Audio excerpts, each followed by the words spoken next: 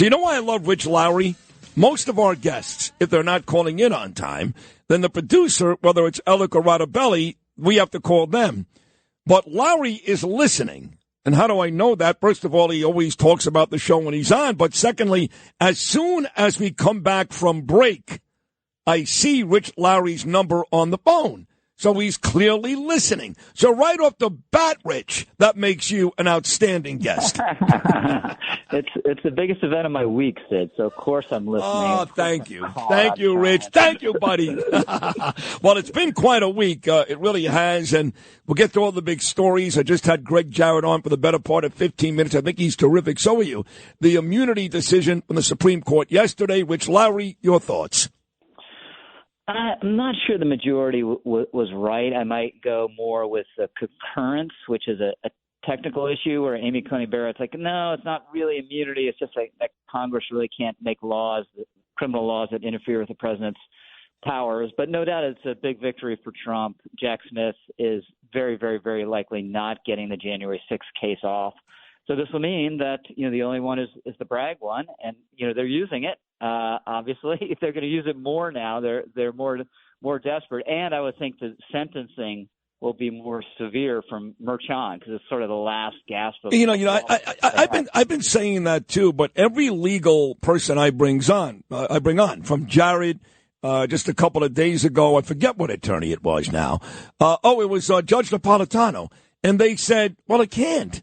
There are certain guidelines that the judge has to abide by. No matter how much he hates Trump, he can't put Trump in prison for a first-time offender for these convictions. So while I agree with you, every time Trump gets a win anywhere, whether it's a debate performance or something like yesterday, all these judges and attorneys tell me, don't worry about it, calm down. There's really only so much Merchan can do.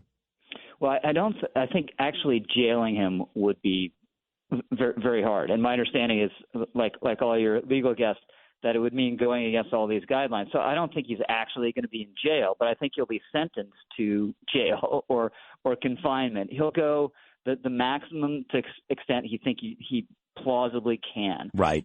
To make a point of how serious this offense is, try to create some news cycles around this, trying, to give Democrats the opportunity to say, well, you've been a convicted fellow has been sentenced to a year in jail or whatever it is. Yeah, no, you're right. I think you're right.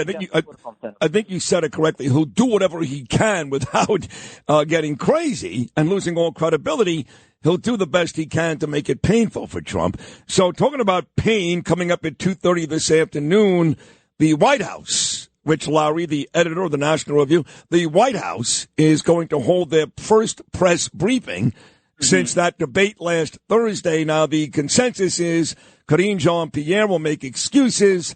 Some of the questions were applied, like to Peter Doocy asked the campaign. That's not in my purview. But either way, it's going to sound like a lot of excuses and a White House that is still behind Joe Biden continuing his run for the presidency. What do you think we'll see today? This is the worst duty that any White House press secretary has ever had. But you're right. She'll just say, bad night. Everyone has a bad night every now and then. Barack Obama had a bad first debate against Mitt Romney, and on and on. It was nothing like that, though. It was bad, and Romney actually had the edge until Romney blew it the second time. It wasn't nearly as bad as last Thursday. Oh, no. I mean, there's one thing not to be energetic or a little listless or not be on offense or not make the best answers you could. There's another not being able to complete your thoughts and looking like a near cadaver and having a blank stare on your face with your mouth agape. Right. And on top of that, I've never seen anything like it. Right. And on top of that, and you're right, physically it was a mess, couldn't finish a sentence.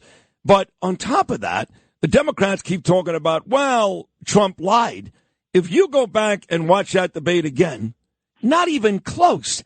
Every single answer, from whether or not troops died since Joe Biden has been president, to economic indicators, to all these things going on around the world, Biden lied 100 times more than Trump.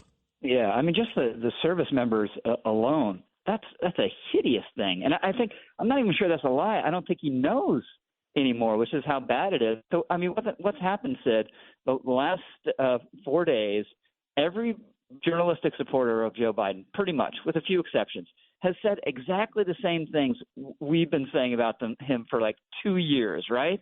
So this is why I kind of think he's going to stay in, but it's devastating because you've never had people who support a presidential candidate saying he can't do this, right? Yeah. He doesn't have the physical and mental acuity to do this, and public's basically much of the public sort of dug in. So the polls aren't going to, it's not going to be a 10-point lead. It's going to be what it shows now, a 3 or 4 point Trump lead, which is basically a 7-point lead because he can lose by 3 in the popular vote and still win the Electoral College. And they're going to squint a certain way and say, see, it's still kind of close. It's still recoverable. Yeah. But the torpedo has hit the bow. Bill O'Reilly did his morning message today, and he's been very steadfast, and he's a very smart guy. Like I keep saying, much smarter than me, much smarter. And he's remained steadfast that Biden is not going to be the candidate. And I got to tell you, it's ridiculous. Of course he's going to be the candidate. Look, there's only one person who can beat Trump. One. That's Michelle Obama. If you can convince me that Michelle wants to run, then maybe you can convince Biden to leave. Biden is not going to leave for Gretchen Whitmer or Shapiro or Gavin Newsom. So there is no choice. And the truth is, I don't think Biden wants to leave anyway, no matter what, because his wife won't let him. Yeah, no, I think all that's exactly right. But, the key thing for me, realizing that it's better for the Democrats if Biden leaves, is I've begun looking at the polls and hoping Trump's not too far ahead. Because if he gets too far ahead, he might leave. It's a little bit like the opposing team should go for it on 4th down. Right. If you're really hoping they don't, right? Yeah, that's exactly what it is. I mean, it's absolutely crazy. It's absolutely crazy.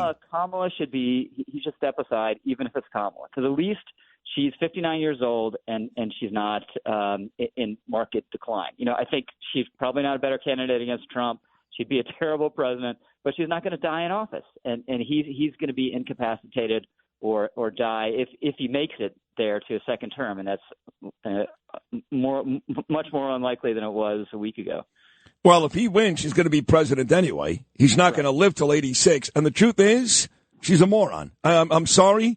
I don't care where she's gotten. God bless her. She is one of the dumbest people that giggle. She will not win. She will get blown out. I'm telling you that outside of Michelle Obama, and I used this word before, as decrepit as Joe Biden is, as decrepit as he is, he gives them the best chance to win, much better than Kamala, any one of these loser governors outside of Michelle Obama. I can see that point of view. I would, if I were them, I'd try Gretchen Whitmer. I just think 72% of people saying that Biden's not up for the job. A lot of them are going to vote for him. Maybe he has a chance to win on the Fetterman plan, right? Just no one cares what the condition of the candidate is, and they don't like the other guy, so they'll vote for him. But I think Kamala is bad for the reasons you outline. I would try someone fresh and new, but a Whitmer's totally untested. We don't know how she'd run a national race. You'd have this chaos of a convention. You'd have skipping over Kamala. So it all works around. This is why Democrats have been sticking with Biden. Even now, right? At least publicly, they're all with him because they know Kamala Harris is waiting in the wings. And if it's not her, it's going to be his chaotic choice and maybe produce a candidate who's not any good. I think that would be great for Trump. Look, the economy's a mess. Independents are not stupid. Minorities are not stupid. Women are not stupid. They see inflation is still way too high. They see interest rates are strangling Americans. You can't start a small business. You can't buy a house. You can't sell a house. They see the wars in Europe, in Africa, in the Middle East. They see all this. And to put that in the hands of a rookie governor out of Michigan, which, by the way, Michigan, for the most part, is Gaza. All that is a bunch of pro-Palestinians, which we hate in this country. I think she's an awful choice.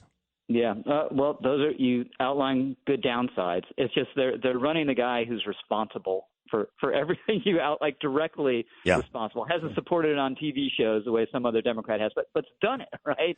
And isn't competent to do the job. And a supermajority of the American public recognizes that. So it's maybe you're right. Maybe it's just best to stick with them. But I think so. They're in a hurt locker, and it's of their own making. And a lot of them didn't realize this about Biden because they talk about our misinformation, and we're in misinformation bubbles, media bubbles, but they were in a huge one, right? They convinced themselves that all the videos were fake, that they believed all the reports. Oh, he's so impressive in private. So a lot of them were legitimately shocked. We weren't, but legitimately shocked. I mean, from that debate. And it was from the first step he took on, the first step you saw him in the camera shot. You're like, oh, my God. Yes. How is this guy? But I'm glad you said that. But tonight, before he even opened his mouth, as he made his way towards the podium, it was weird.